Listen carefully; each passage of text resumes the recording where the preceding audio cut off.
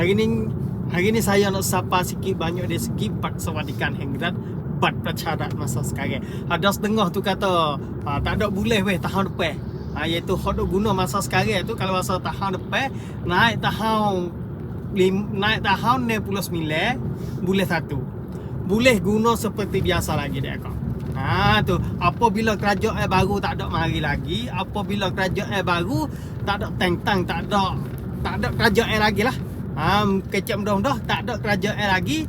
Duit Persawadikan Hengrat hak kita duk guna masa sekarang 300 bulan tu boleh pakai seperti biasa lagi.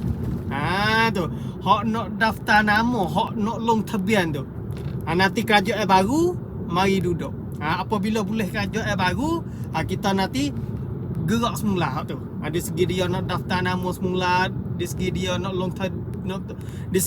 long tabian semula tu, nanti tengok sekali lagi. Masa sekarang hak tak boleh guna dah tu boleh guna terus. Hak tak boleh guna dah tu boleh guna terus lah.